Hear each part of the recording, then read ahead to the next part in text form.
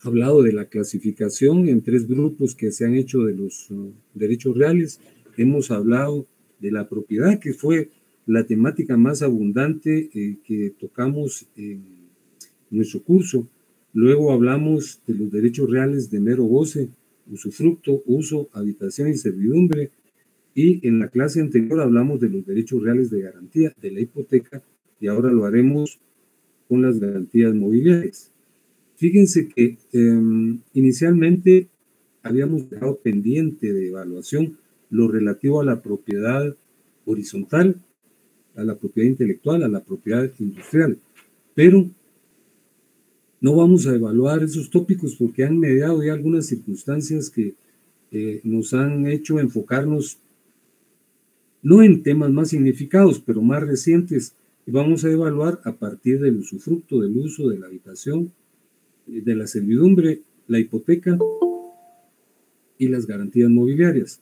Y al finalizar esta exposición, que es relativamente breve, les voy a adjuntar su cuestionario, porque de ese documento que tiene 25 preguntas, vamos a incluir 15 en el examen final. Venturosamente, gracias a Dios, todos los resultados son muy satisfactorios y un alto porcentaje ya aprobó el curso con las notas más significadas, y algunos están pendientes. No es mucho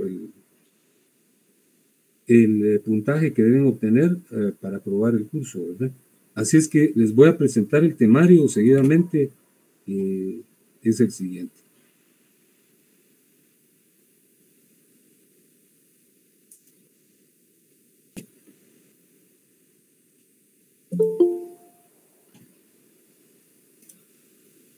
Ya lo tiene a la vista, ¿verdad? Sí, licenciado. Muy bien. Vamos a empezar la exposición de esta noche y les resalto lo que yo acabo de decirles, que la temática de nuestro curso se ha centrado básicamente en los derechos reales, y precisamente así se llama nuestro curso. Hablamos de la propiedad y les acabo de señalar hace unos minutos que los tópicos que conforman ese contexto, el de la propiedad, son muy amplios, ¿verdad? Le dedicamos mucho tiempo. Luego hablamos de los derechos reales de mero goce, que son el uso, el usufructo, la habitación y la servidumbre. Y en la clase anterior iniciamos los derechos reales de garantía, en donde están incluidos la hipoteca y la garantía mobiliaria. Fíjense que los derechos reales de garantía son también, como se lo señalo en el número 1, derechos reales limitados, porque su objeto es brindar un aseguramiento a un acreedor. Les ejemplificaba con un banco, ¿verdad? Nosotros acudimos a un banco y solicitamos que nos concedan un empréstito, ¿verdad? 50,000 quetzales.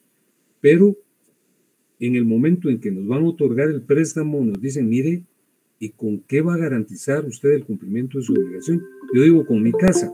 Entonces, si yo doy en garantía un bien inmueble, estoy hablando de una hipoteca. Pero puedo dar en garantía un bien mueble, mi vehículo, que es mi computadora.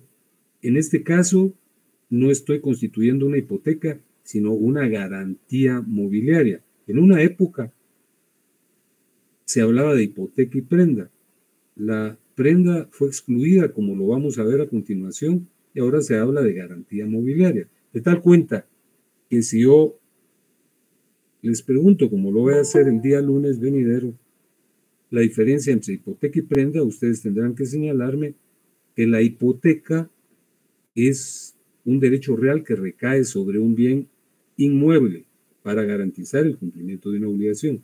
Y la garantía mobiliaria, que es la que vamos a estudiar el día de hoy, es una garantía que afecta a bienes muebles para garantizar el cumplimiento de una obligación. ¿Cómo fue que surgió la garantía mobiliaria y fue excluida la prenda? Fíjense que nuestro Código Civil, el Decreto Ley 106, data de 1963, y en esa época se incluyó dentro de los derechos reales de garantías a la hipoteca y a la prenda. Pero hacia 1989, como lo relato en el numeral 2, fíjense que se tuvo la buena intención de propiciar un reajuste económico para mejorar la política monetaria del país. Esa ha sido una pretensión, o por lo menos una exposición de muchos gobernantes, casi que no se ha concretado porque seguimos siendo un país subdesarrollado y tercermundista, pero en 1989 existía esa buena intención y se emitieron 3 leyes que son muy importantes. La ley del mercado de valores y mercancías, la ley contra el lavado de dinero y otros activos y la ley de garantías mobiliarias. Todas 3 son muy importantes, pero para el caso que nos ocupa, nosotros vamos a abordar lo relativo a la ley de garantías mobiliarias, la ley contra el lavado de dinero y otros activos, de seguro que ya lo estudiaron ustedes en penal, y lo relativo a la ley del mercado de valores y mercancía lo estudiarán en derecho mercantil próximamente. Entonces, fíjense que estos cambios se originaron en 1989, pero el cambio en el derecho civil de la prenda a la garantía mobiliaria tuvo lugar hasta el año 2007. Hasta el año 2007 se emitió el decreto 51-2007, que es la ley de garantías mobiliarias. Fíjense que algunas personas opinan, y lo voy a repetir en unos momentos, que lo único que ocurrió fue que se cambió de nombre a este derecho. Se llamaba prenda y ahora se llama garantía mobiliaria, pero no es así. Fíjense que esta ley tiene muchas bondades y algunas limitaciones, ¿verdad? Como vamos a ver, es una ley más simplista, menos burocrática para otorgar financiamiento a las pequeñas y medianas empresas. La verdad es que hasta hace muy poco tiempo los empréstitos y el financiamiento pues se le otorgaban a las grandes empresas, que eran las que tenían posibilidad de garantizar el cumplimiento de esas obligaciones, pero a partir de la emisión del decreto 51-2007, la asistencia económica y el financiamiento es más viable, es posible para las pequeñas y medianas empresas. Esa es la gran virtud que tiene esta ley. ¿Qué es una garantía mobiliaria? Fíjense que hace unos minutos les puntualizaba de manera limitada y breve cuál es la diferencia y les señalaba que esa es una pregunta del examen. ¿Qué diferencia hay entre hipoteca y prenda? La hipoteca es un derecho real que recae sobre un inmueble y la garantía mobiliaria es un derecho real que recae sobre un bien mueble. La definición, el concepto de garantía mobiliaria está en el artículo 3 de la Ley de Garantías Mobiliarias, que por cierto se los estoy incluyendo al finalizar el temario, no para que lo memoricen, sino para que ustedes se familiaricen con el concepto. Hace unos minutos les señalaba que algunos opinan que la diferencia entre prenda y garantía mobiliaria es casi imperceptible y que casi que se trata solo de un cambio de nombre, pero no es cierto. Yo les señalé que la Ley de Garantías Mobiliarias posibilita mayor cobertura, mayor asistencia financiera a los pequeños y medianos empresarios que prácticamente estaban abandonados. Respecto a la naturaleza de la garantía mobiliaria, que aparece en el número 4, les señalo que es un derecho real limitado. El derecho real pleno, que es la propiedad, concede el goce y la disposición. De igual forma, el derecho real de mero goce solo confiere goce. Y en este caso, la hipoteca y la garantía mobiliaria lo único que otorgan y confieren es una garantía. El deudor quiere garantizar el empréstito que otorga. El banco que nos hace el préstamo quiere tener certeza de que vamos a pagar, y si no pagamos, o venden nuestra casa, en el caso de la hipoteca, o venden nuestro carro, en el caso de la garantía mobiliaria. Los principios que informan la constitución de las garantías mobiliarias aparecen acá, en 4 rubros, que yo he sintetizado porque son más prolijos en la ley. En el 5.1 recalcamos, insistimos, enfatizamos que se trata de un derecho real. La garantía mobiliaria es un derecho real que recae sobre bienes muebles. Fíjense que hay algo muy importante en la ley de garantías mobiliarias. Antes, cuando lo que existía era la prenda, el empréstito que se solicitaba solo se le concedía a los propietarios. Yo tenía que ser propietario de un vehículo o propietario de la computadora, propietario del bien mueble que yo estaba dando en garantía. Pero hay muchas veces, muchos casos en donde las personas no son propietarios, pero son poseedores. ¿Se recuerdan ustedes del ejemplo que les traje a cuenta cuando hablamos de la usucapión, prescripción adquisitiva? De una persona que sale de la ciudad abrumado y llega a un lugar montañoso en donde apareció una persona entre la espesura, entre los matorrales, y le vendió una propiedad. Pero como ahí no habían notarios, redactaron la compraventa en un papel que estaba tirado allí en una hoja de almanaque. Y cuando este hombre, después de vivir 15 años en ese lugar, baja a un pueblo a solicitar un préstamo, le dicen, no le podemos dar el préstamo porque usted no es propietario, usted es poseedor. Entonces él tuvo, según el relato que les hice en aquella oportunidad, que tramitar una titulación supletoria. Pero ahora, en el caso de la garantía mobiliaria, se pueden otorgar préstamos no siendo propietario, sino poseedor, ¿verdad? Porque nuestro país, que repito, con tantas limitaciones, se sitúa en un contexto de menoscabo permanente, ¿verdad? Somos tercermundistas, somos subdesarrollados. Hay muchas personas, sobre todo en el interior de la República, que lo que tienen es la posesión. Entonces, antes no tenían acceso al financiamiento, pero ahora sí, siendo poseedores. Además, fíjense que algo muy importante es que no hay formalismo alguno para constituir la garantía mobiliaria. En el año 2007, cuando apareció la ley, todos los notarios pusimos el grito al cielo, ¿verdad? Pero ¿cómo va a ser posible? ¿Verdad? Porque nos estaban desplazando. Ahora se puede constituir de diversas maneras la garantía mobiliaria, no solo con un abogado. Con un abogado, pues creo que hay mayor certeza, pero puede hacerse en un documento privado de manera electrónica, ¿verdad? Lo que sí es indispensable es que la garantía mobiliaria se inscriba en el registro de garantías mobiliarias. Hay un registro específico de garantías mobiliarias. Las características de la garantía mobiliaria son las que aparecen en el numeral 6. En primer lugar, es un derecho accesorio, porque la garantía mobiliaria existe en relación al préstamo. Si no hay préstamo, no puede haber garantía mobiliaria, así como no puede haber hipoteca. Tanto la hipoteca como la garantía mobiliaria son derechos accesorios. Solo existen en relación a un préstamo, porque lo que garantizan es el préstamo. Si no hay préstamo, no puede haber hipoteca ni tampoco garantía mobiliaria. Entonces, es un derecho accesorio. Aquí lo señalamos de manera breve, porque su existencia está supeditada a un contrato principal. El contrato principal es el préstamo. Su constitución no es gravosa, porque ya les conté que ahora ya no es indispensable que se consigne y se constituya la garantía mobiliaria en una escritura pública, sino que puede hacerse en un documento privado, ¿verdad? Y también electrónicamente. Es un derecho real típico, eso sí es indiscutible.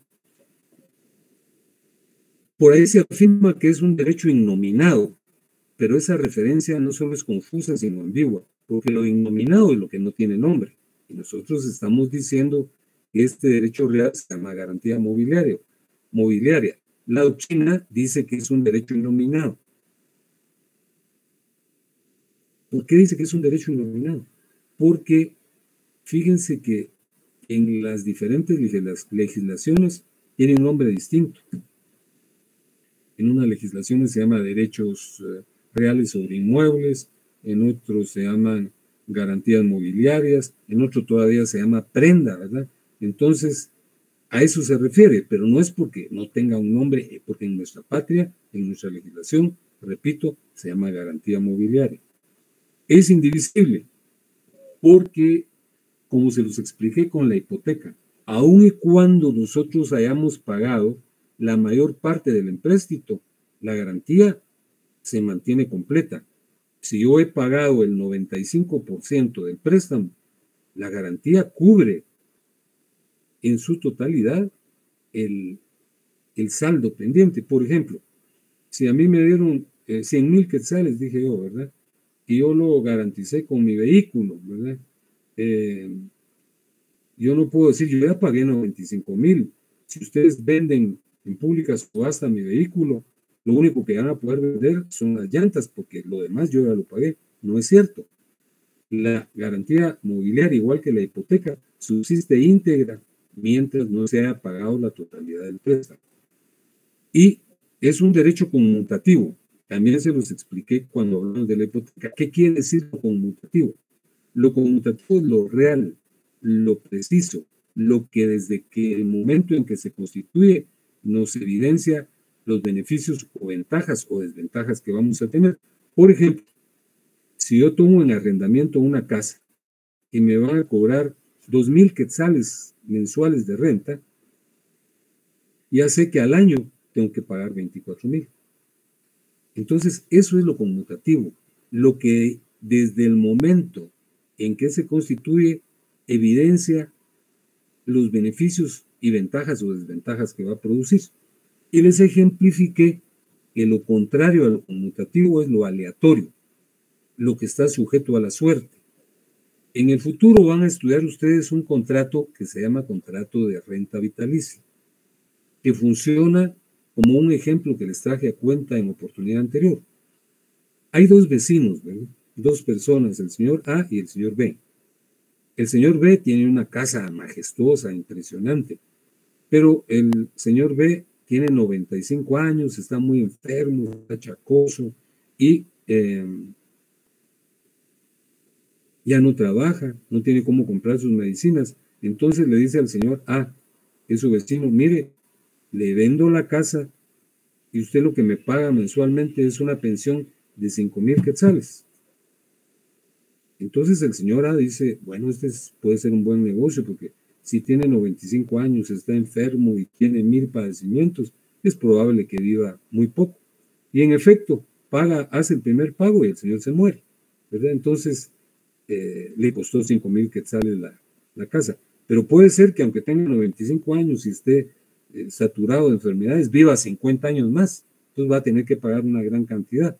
Entonces, lo aleatorio es lo que depende de la suerte, de las circunstancias. Y lo conmutativo es lo que se precisa desde el principio. Entonces, la garantía mobiliaria es un derecho real conmutativo porque sabemos desde el principio cuánto le debemos al banco, cuánto le tenemos que pagar de intereses, etc.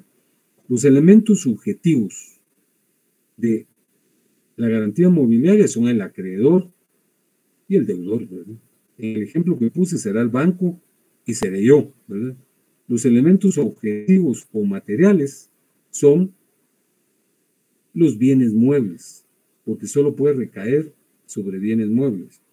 Y los formales se refiere a la constitución de la garantía mobiliaria, pero la garantía mobiliaria, como yo acabo de decir, es un derecho que no es gravoso, sino que puede ser constituido de manera flexible con el ánimo de apoyar preferentemente a la pequeña y a la mediana empresa. Entonces no es muy exigente en cuanto a las formalidades. Ahora, respecto a lo que sí es ineludible, es que hay que inscribir la garantía mobiliaria en un registro específico que se llama Registro de Garantías Mobiliarias. Hay un registrador de garantías mobiliarias, un subregistrador. Fíjense que esto sí fue sorpresivo, porque ahí estaba el registro de la propiedad. ¿Por qué no mantener el registro de las garantías mobiliarias dentro del registro de la propiedad? Se creó otro, quién sabe con qué ánimo, ¿verdad? Pero ahí está y ahí existe, ya tiene más de 10 años, tiene casi 13 años, porque empezó a funcionar en el año 2009. Aquí les trasladé para que usted lean en la ley cómo lo redacta la ley o qué es garantía mobiliaria. Seguidamente vamos a hablar en términos muy generales, muy amplios, de la sucesión mortis causa. Es una temática importante, nosotros la estamos tratando de manera muy breve, pero ya no hay posibilidad ni tiempo. Yo en el PDF de mi libro que les transmití, incluyo la temática de la sucesión mortis causa y ustedes tendrán donde abocarse para hacer consultas, que se llama precisamente sucesiones. Se recuerdan que a principio del semestre trasladamos los dos textos de mi autoría en PDF. Bueno, para hablar de la sucesión mortis causa, en principio debemos hablar de lo que es el patrimonio, y mejor dicho, recordar que es el patrimonio, porque este fue el tercer punto del programa que abordamos. Ustedes recordarán que inicialmente hablamos de la diferencia entre cosas y bienes, ese fue el primer punto. Luego hablamos de la clasificación de los bienes, la clasificación de don José Castanto Beñas. Y luego hablamos del patrimonio. Y dijimos que el patrimonio es un conjunto de bienes, derechos, cargas, acciones y obligaciones apreciables en dinero que le corresponden a una persona. El patrimonio está dividido o sectorizado en dos ámbitos: el activo, que es lo que tenemos, y el pasivo, lo que debemos. Si nuestro activo supera al pasivo, nosotros somos personas solventes. Pero si tenemos más deudas que bienes, si nuestro pasivo es mayor que nuestro activo, entonces nos encontramos en una situación deficitaria, en una situación de insolvencia. Eso es el patrimonio. Y yo quiero recalcar parte de lo que se dice en esta definición. Es un conjunto de bienes, derechos, acciones, cargas y obligaciones apreciables en dinero que le corresponden a una persona. Pero ¿qué pasa cuando el titular del patrimonio fallece? ¿Qué pasa con ese patrimonio? ¿Qué se hace? Aquí es donde se inicia la temática de la sucesión mortis causa.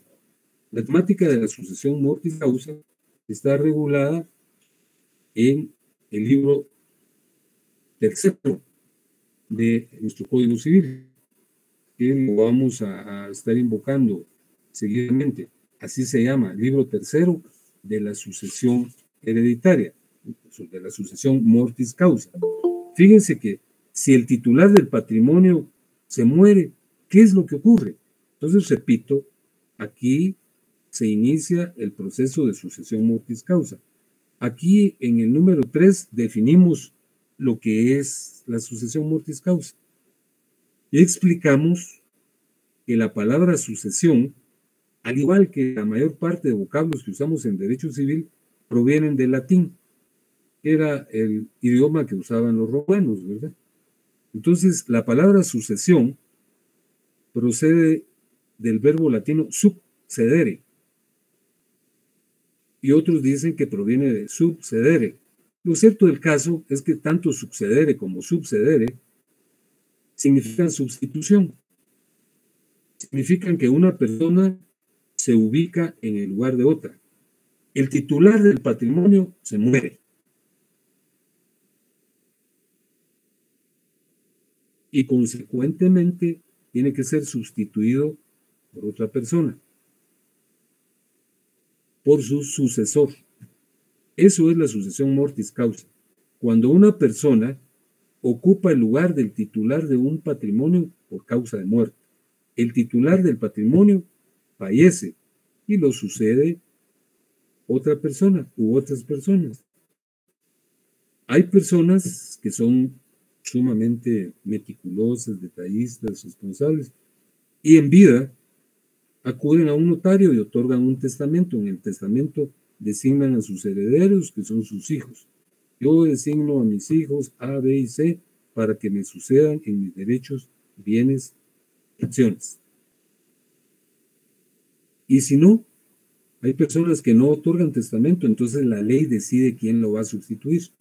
Pero el patrimonio debe tener un titular. Y la sucesión es eso, poner a una persona en lugar de otra. se murió el titular del patrimonio y se coloca en su lugar al nuevo titular, que es el heredero. Entonces, aquí en el numeral 4 les consigno cuáles son los elementos que participan en la relación de la sucesión mortis causa.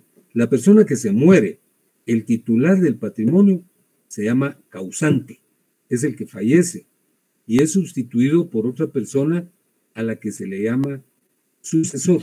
Entonces, básicamente, en la relación de sucesión mortis causa intervienen dos elementos subjetivos, dos personas. Ya lo vamos a repetir dentro de un momento.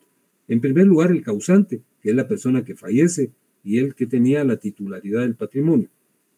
Y es sustituido por otra persona que se llama sucesor. Todos podemos ser sucesores y también todos podemos ser causantes, ¿verdad? Pero estamos hablando de la sucesión. Fíjense que en términos de generalidad, todos pueden ser sucesores, pero hay indignidades que impiden a una persona heredar. Hay personas que no pueden ser herederos porque son indignos. Vean por favor el artículo 924 del Código Civil.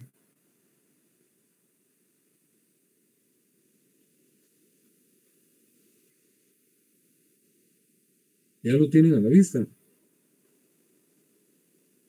Sí, licenciado. Sí, vale. Entonces, este capítulo, que es el capítulo segundo, dice de las incapacidades para suceder. Y luego el artículo 924 dice incapacidades para heredar por indignidad. Luego dice, son incapaces para suceder como herederos o legatarios por causa de indignidad. Primero, el que haya sido condenado por haber dado, mandado o intentado dar muerte a la persona de cuya sucesión se trate, o a los padres, hijos, cónyuge, conviviente de hecho, o hermanos de. Si una persona asume una actitud delictiva y quiere matar al causante, y lo intenta matar o manda a matarlo, o quiere matar a sus hijos, a su esposa, él no puede ser heredero, es indigno de hacerlo. En el numeral segundo dice que también es indigno el heredero mayor de edad que, siendo sabedor de la muerte violenta del autor de la sucesión, no la denunciare a los jueces en el término de un mes. No puede ser heredero quien, sabiendo que mataron al causante y no lo denuncia, tiene un mes para denunciarlo, según el código. Según el numeral 3, el que voluntariamente acusó al autor de la herencia de un delito que merezca por lo menos la pena de 1 año de prisión, tampoco puede ser heredero, es indigno. El condenado por adulterio con el cónyuge del causante, el pariente del autor de la herencia, si habiendo estado demente y abandonado, no cuidó de él, de recogerlo o asilarlo en un establecimiento público. El padre o la madre que haya abandonado a sus hijos menores de edad o que los haya corrompido o tratado de corromper. Que con dolo o coacción obligare al tesoro a hacer testamento, a cambiarlo o revocarlo. El que por iguales medios impidiere a otro hacer testamento o revocar el que tuviere hecho, o suplantare, ocultare o alterare otro testamento posterior. Y el que ejerciere violencia sobre el notario o testigos para impedir el otorgamiento del testamento o para conseguir que se teste a su favor. Todos estos sucesos son delictivos, ¿verdad? O por lo menos antiéticos. Hay uno que ya está excluido y que de seguro en su código tienen ustedes esa referencia, que es el numeral 4, que dice el condenado por adulterio, pero ahora ese delito ya no existe. Pero hay algunos códigos que, pese a que fue excluido de la legislación hace mucho tiempo, todavía mantienen este numeral. Entonces, eso pues ya está excluido. Todos los demás están vigentes. Pero fíjense que vean el artículo 925. Según el artículo 925, todas estas incapacidades no se aplican en alguna circunstancia. ¿Cuál es esa circunstancia? Dice el 925. ¿Cuándo no se aplican? Las incapacidades enumeradas en el artículo anterior no se aplican cuando el causante así lo dispone en disposiciones testamentarias posteriores. Es decir, los ha perdonado. Alguien lo mandó a matar, alguien no lo cuidó, alguien quiso obligarlo a que ordenara testamento, pero de todas maneras él con posterioridad otorga un testamento en favor de esta persona. Entonces prácticamente lo está perdonando. Estas son incapacidades generales para suceder, pero también hay incapacidades para suceder por testamento. Estas están reguladas en el artículo 926. Veámoslo. Ya tienen a la vista, ¿verdad? Sí, licenciado. Sí, licenciado. Muy bien. El artículo 926 dice, incapacidades para suceder por testamento.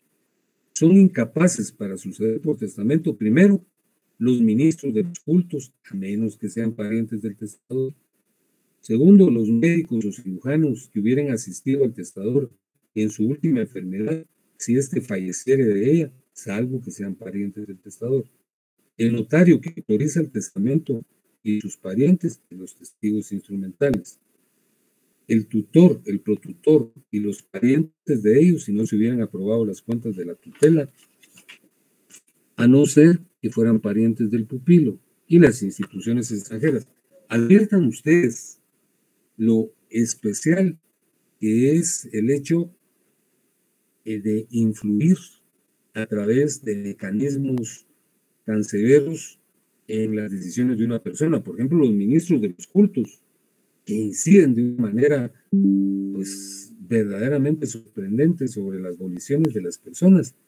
Ellos no pueden suceder por testamento, salvo que sean parientes del testador, ¿verdad? Pero ustedes han advertido tantas cosas que son verdaderamente censurables a través de la intervención de ministros de todas las religiones, ¿verdad? Que influyen de una manera extrema para obtener alguna ventaja sobre la feligresía. Entonces no pueden ser herederos por testamento, salvo que sean parientes del causante. No lo serán los médicos cuando atiendan la última enfermedad. Y vean que el notario que autoriza el testamento y sus parientes y los testigos instrumentales, ahí no dice salvo que sea parientes del testador, porque el notario no puede andar autorizando testamentos de su familia, pero sí puede influir, ¿verdad? Entonces no puede ser. Y luego los otros casos, ¿verdad? Que son verdaderamente circunstancias que limitan que se suceda por la influencia que se puede tener en una persona. En el número 6 incluimos una definición sencilla de lo que es el derecho de sucesiones. El derecho de sucesiones es el conjunto de preceptos, de normas, de regulaciones que regulan lo que yo les acabo de señalar, la transmisión de un patrimonio por causa de muerte, transmisión que puede ser por testamento o por la vía legal, por la vía intestada, ¿verdad? Entonces, aquí dice que es el conjunto de normas, principios y doctrinas que regulan la transmisión de bienes, derechos y obligaciones de una persona después de su muerte. Eso es el derecho de sucesiones. Pero ¿cuál es el fundamento para transmitir el patrimonio de una persona por sucesión hereditaria, por sucesión por causa de muerte? Fíjense que el fundamento de la sucesión es explicado por dos tipos de teorías, las llamadas teorías positivas y las teorías negativas. Dentro de las teorías positivas está la teoría biológica, la teoría de la copropiedad familiar y la teoría de la propiedad, que es la teoría no reconocida. Fíjense que la teoría biológica dice, bueno, es normal que una persona al morir transmita su patrimonio a sus sucesores, porque así como le transmitió sus genes, como le transmitió su consanguinidad, pues es lógico que le transmita su patrimonio. Y la teoría biológica que se sustenta en lo que les estoy señalando, ¿verdad? Diciendo que hay una relación consanguínea entre los parientes, es lógico que se transmitan su patrimonio, pero lo que no explica esta teoría que muchas veces se designa herederos a personas que no son parientes, pues, yo puedo heredar a mi vecino o puedo transmitir mi patrimonio a una institución de beneficencia y no son parientes míos. Entonces la teoría biológica no es aceptada. Luego está la teoría de la copropiedad familiar. Esta teoría expone que para que una persona integre un patrimonio participan muchas gentes, participa su esposa, sus hermanos, sus papás, aunque sea dándole consejos, pues, y que todos son copropietarios. Pero esta tesis tampoco explica por qué se puede designar herederos a quienes no son nuestros parientes. Entonces la teoría biológica y la teoría de la copropiedad familiar no tienen reconocimiento porque no es cierto que los herederos tengan que ser nuestros parientes, porque nosotros tenemos la misma sangre y transmitimos los genes a nuestros hijos o somos genéticamente vinculados, ni la copropiedad familiar, porque ciertamente la familia nos apoya muchas veces, pero nosotros podemos designar heredero a quienes querramos. Entonces, la tesis que fundamenta la sucesión mortis causa es la teoría de la propiedad. Recuérdense que la propiedad es el derecho de gozar y disponer de los bienes. El propietario puede disponer de los bienes, puede transmitírselo a quien él quiera. Y las teorías negativas, pues son teorías que existen en los países de orientación socialista. Algunos dicen que son los comunistas, pero como el comunismo propiamente no llegó a concretarse, ¿verdad? En los países con un sustento socialista no se reconoce el derecho hereditario, porque no hay propiedad privada, ¿verdad? Sino que los medios de producción pertenecen al Estado. Entonces no se reconoce la transmisión por la vía de la sucesión hereditaria. Esa es la teoría negativa. Ahora, ¿cómo se clasifica la sucesión? Aquí les señalo algunos criterios que son los más conocidos, ¿verdad? En primer lugar, hay un criterio que nos habla de la sucesión a título universal. ¿Cuál es la sucesión a título universal? La sucesión a título universal es cuando se transmite todo el patrimonio. Se transmite, como dice la doctrina, y aquí se los puse entrecomillado, se transmite en cascada o en bloque. Se transmite todo el patrimonio. Y esa transmisión a título universal se llama herencia y quien la recibe se llama heredero. Entonces, ¿cuál es la herencia? La herencia es la transmisión a título universal y quien la recibe se llama heredero. Por ahí creo que incluí una pregunta, ahí la van a ver, en donde dice cómo se le llama a la transmisión en cascada o en bloque. Se le llama transmisión a título universal, se le llama herencia y quien la recibe se llama heredero. Pero hay situaciones en donde no se transmite todo el patrimonio, se transmite un bien o algunos bienes. Es una sucesión a título particular. Cuando yo transmito únicamente un bien o algunos bienes, entonces lo que estoy transmitiendo es un legado. Aquí se llama legado. Y quien lo recibe se llama legatario. Entonces, una pregunta es, ¿qué diferencia hay entre heredero y legatario? El heredero recibe una transmisión a título universal, recibe todo el patrimonio en cascada o en bloque. Y el legatario lo que recibe es un bien o algunos bienes. También hay una sucesión voluntaria. La sucesión voluntaria tiene lugar cuando una persona transmite su patrimonio voluntariamente a través de un documento que se llama testamento. Hay personas que son muy prolijas, que son muy cuidadosas y muy responsables y saben que la muerte los puede llegar en cualquier momento, entonces ordenan su testamento y de manera voluntaria acuden con el notario y designan quiénes van a ser sus herederos. Esa es la sucesión voluntaria, a la que también se le llama sucesión testamentaria, porque la voluntad del causante se hace constar en un documento que se llama testamento. Pero también hay personas que no son tan prolijas, tan cuidadosas, tan responsables, y que ven o vemos la vida como algo que no está siendo afectado de momento y la muerte como algo muy lejano, y no ordenan testamento. Entonces, ¿quiénes lo van a suceder? ¿quiénes lo van a heredar? A esta sucesión se llama sucesión legal o sucesión intestada. Miren el artículo 1078, por favor.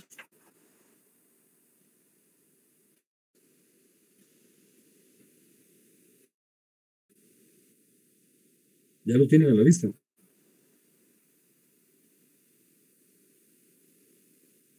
Muy bien. El artículo 1078 dice: la ley llama a la sucesión intestada, en primer lugar, a los hijos, incluyendo a los adoptivos, y al cónyuge sobreviviente que no tenga derecho a gananciales, quienes se heredarán por partes iguales. Es decir, si no hay testamento, los herederos son esas personas, los hijos, incluyendo los adoptivos, y el cónyuge que no tenga derecho a gananciales. Entonces, la sucesión a título universal es la transmisión en cascada o en bloque de todo el patrimonio, se llama herencia, y quien lo recibe se llama heredero. Cuando se transmiten uno o algunos bienes, es una sucesión a título particular, se llama legado, y quien lo recibe se llama legatario. La sucesión voluntaria es cuando se ordena un testamento y se designa en este documento quiénes son los herederos. Cuando no hay testamento, entonces se produce la sucesión legal, porque es la ley la que lo determina, o intestada, en el orden que está incluido en el artículo 1078 que yo acabo de leer. ¿Cuáles son los elementos de la sucesión? Los personales o subjetivos, que son las personas que intervienen en la relación. Ya les dije que el titular del patrimonio, la persona que se muere, se llama causante, pero fíjense que todavía en nuestro código se utilizan las expresiones de cujus o de cuyus, que son expresiones en latín. Cada vez más se utilizan menos, pero en algunos artículos se habla del de cujus o de cujus, y de quien se quiere hablar es del causante, de la persona que se murió y cuyo patrimonio se transmite. Luego está el sucesor, heredero o causa habiente, que es quien recibe todo el patrimonio, lo recibe en cascada o en bloque. Y finalmente está el legatario, quien asume la titularidad de algunos bienes. A esto se le llama legado y a él se le llama legatario. Luego están los elementos reales o materiales, que es el conjunto de bienes, derechos, acciones, cargas y obligaciones que se transmiten. Es el patrimonio.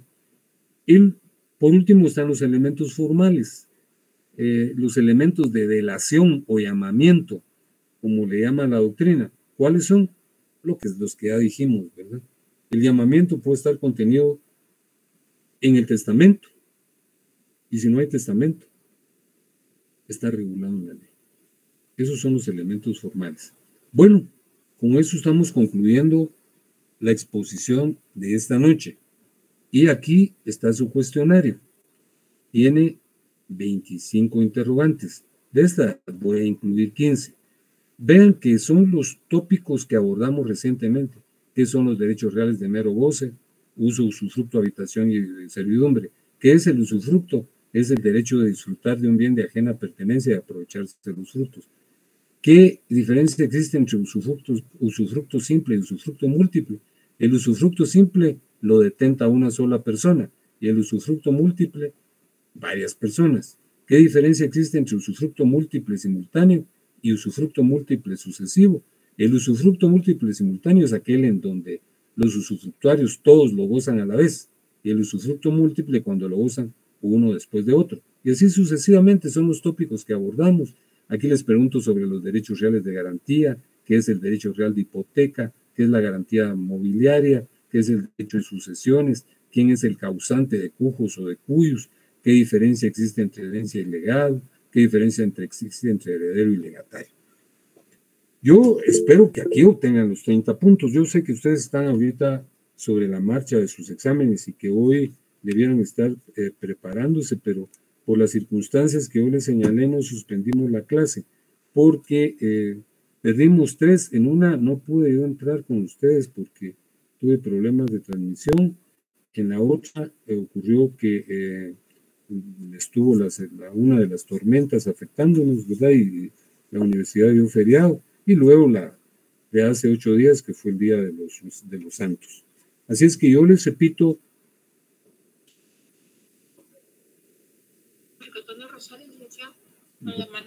Muy bien. Maco Rosales tiene la palabra, por favor. Buenas noches, licenciado, nuevamente. Igual que el compañero al inicio de clase, pues quería extender también mi gratitud hacia su extraordinario curso. Gracias por las enseñanzas y de verdad le agradezco porque pude aprender bastante en su clase y quiero agradecerle también y que tenga muchas bendiciones, ¿verdad? Le agradezco gracias, todo Maco, y que Dios lo bendiga a por el usted curso, y que los bendiga a todos. Fíjese que yo espero que tengamos un retorno a las actividades pronto, ¿verdad? Fíjense que esa pugna entre dos grupos de poder afecta a la colectividad, ¿verdad? Porque hay muchas personas, hoy oía yo de veras con dolor en el corazón, que algunas personas me decían, fíjese que nosotros el año entrante mejor vamos a hacer lo posible y nos vamos a ir a una universidad privada porque no podemos estudiar, ¿verdad? Eran unos compañeros de... y perdone, ¿sí? También quería darle gracias a su asistente, creo que es Sonia, no tengo el gusto de conocerla, pero la verdad a través del chat, pues ella fue siempre muy amable y estuvo presta a las situaciones que se presentaban en el grupo y a la clase, y le agradezco también a ella, y pues nuevamente gracias a usted. Sí, muchas gracias, Maco. Mire, yo también le reconozco su fineza, sí, ella es una gran colaboradora. Tiene muchísimo tiempo de trabajar conmigo y yo le tengo mucho afecto y gratitud, ¿verdad? Porque es muy eficiente. Pues bien, entonces estaremos contactando el lunes a las 19 horas. Que Dios los bendiga. Les envío un abrazo a todos. Mi afecto.